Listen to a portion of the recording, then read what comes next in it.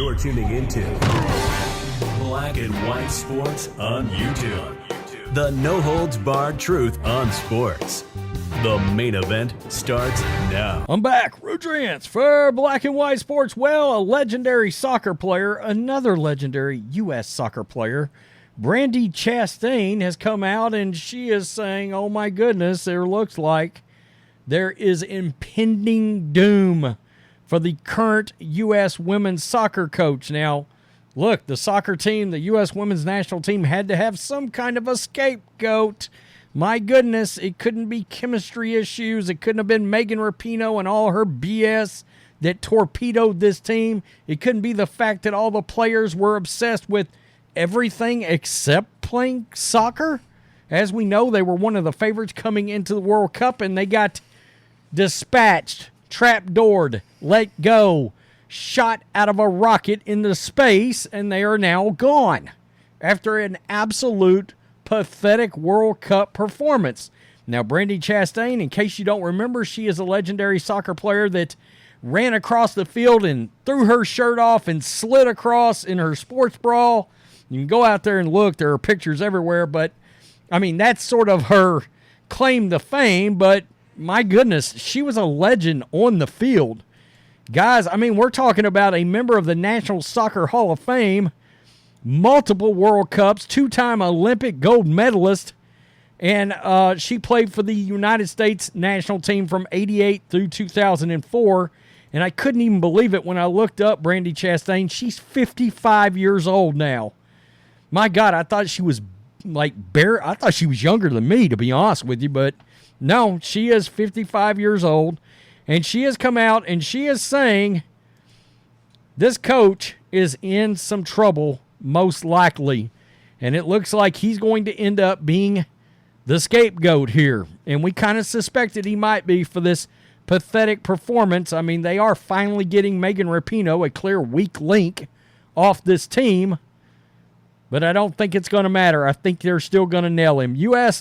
United States legend, this is ESPN, Brandi Chastain has said she does not think that Vlatko Endovnovsky will continue his role as a U.S. women's national head coach following their disappointing round of 16 exit at the Women's World Cup. Quote, "No, I don't think he'll last," Chastain told ESPN podcast The Far Post. Unfortunately, his record doesn't speak to that. 4 of 10 games in big tournaments, 4 wins. That is very much under standard. That's subpar. It's poor. It's a poor showing. A U.S. women's national squad secured a bronze at the Tokyo Olympics, but did so only by winning in only one group stage game, needing penalties to defeat the Netherlands in the quarterfinals and finally overcoming Australia 4-3 in a third-place playoff. At the World Cup, a single 3-0 victory against Vietnam, and that was considered underperformance, was followed by a 1-1 draw against the Netherlands and scoreless draws against Portugal and Sweden, with the latter knocking them out on penalties. Quote, "I would say 9 out of 10 would have been, we want you to win 9 out of 10, and that you've only won 4. That's hard." So she's saying this team's expectations would have been out of 10 games to win 9 of them. I mean, wow. I think she would like to coach this team potentially, eventually.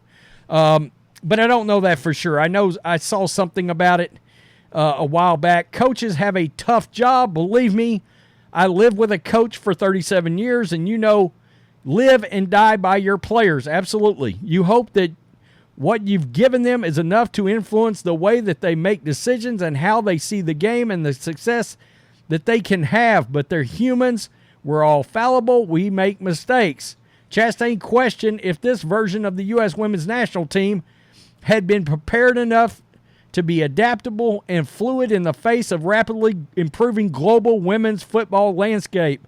Quote, "Sometimes the opponent presents something different that maybe we didn't see coming, and we didn't plan for that. And of course, a good coach knows how to switch gears and evolve and change. That's absolutely a fact. Did we do enough to help our players to be agile enough to make change? I feel like we weren't that team, and I think We have to be that type of entity, Chastain said. It's like we're the biggest shareholder of women's soccer. And so we have to be better those moments because the world is looking at you. You have the biggest target. And so for that reason and that reason alone would be enough to say we have to move forward without Endomnosky. Boy, that's not very great words for that U.S. women's soccer coach if he's hoping to keep his gig.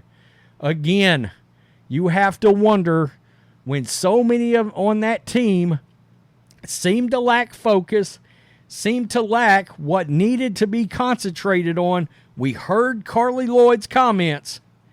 We heard the fact that they seemed so content and so just okay with, for example, tying the other day and then going out after the game and celebrating and taking selfies and dancing as if they had accomplished something.